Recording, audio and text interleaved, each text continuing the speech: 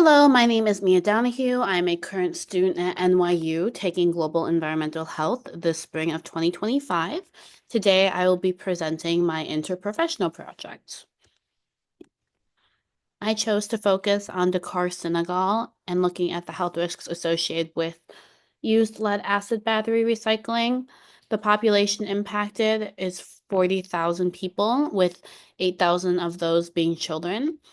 The main chemical concern is lead itself, with the exposure pathways including inhalation, ingestion, and in utero via the placenta.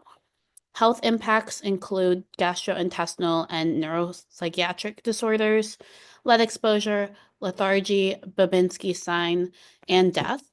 One alternative solution is hydroponics. To begin, the first professional I interviewed was Emma Hemmelgarn. She currently serves as an associate mechanical engineer at Nyobolt. Nyobolt is a battery company based in the UK that manufactures different types of cells and batteries. As Ms. Hemmelgarn is familiar with the chemistry of batteries, she's very knowledgeable about the dangers of not handling batteries properly, as well as their parts, such as chemical exposure, environmental concerns, and fire. Therefore, she would recommend that Senegal would implement stricter regulations for battery disposal. The next professional is Matthew Saplicki. Matthew is a current master's student at Yale University studying to earn his nurse practitioner license. As Mr. Saplicki has nursing knowledge, he's aware of the medical implications of improper disposal of batteries have. Furthermore, his recommendation is to put a greater emphasis on personal protective equipment for those who handled these chemicals. He is aware that it is not possible to replace all the lead batteries within the country and also acknowledges the economic impact this would have. Therefore, he would also suggest greater use of education for those who handle lead to ensure standardization in the treatment of lead itself. The final professional I interviewed was Julia Duffy. Julia is a current senior at University of Buffalo, working towards her Bachelor's of Science degree in Environmental Studies.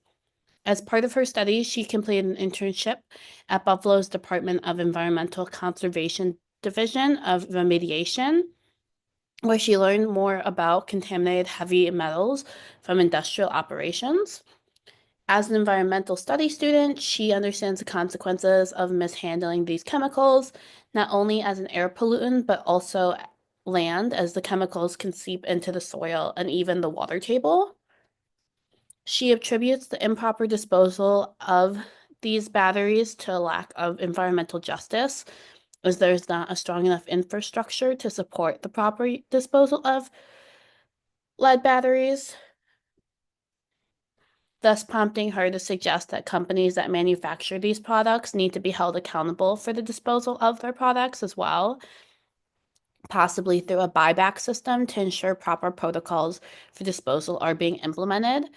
Furthermore, her suggestion to addressing this issue is to implement stronger regulations for the handling and disposal of lead acid batteries, which will include the use of personal protective equipment and greater acknowledgement of environmental concerns. Overall, I learned that there's no easy solution, such as the solution that was posed of banning these batteries. There are many different factors to consider and systems that would be impacted by this, such as financing this undertaking, thinking of alternative solutions, economic impacts, and employment opportunities. As of right now, this job is performed by unskilled workers. Therefore, by implementing regulations, this would limit the amount of workers who are able to perform the job, thus taking away income from many families relying on this job and its income. From a healthcare perspective, the more blood testing, the more positive results there will be for lead exposure, but it's unsure if the healthcare system is equipped to handle this influx of cases as a result of higher testing.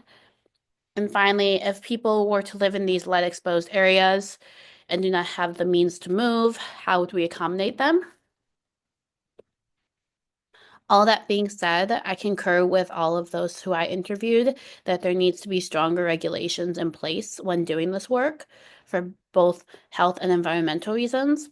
But there also needs to be an acknowledgement and realistic understanding of the current living conditions of those who do this work. We need to set these individuals up with as many resources as necessary to be successful and safe. Finally, I'd be interested in exploring Julia's idea more on holding the manufacturing companies accountable for the disposal of these products, as they have greater means to do so and are more well-versed in the proper handling of these materials. And then here are my references. Thank you.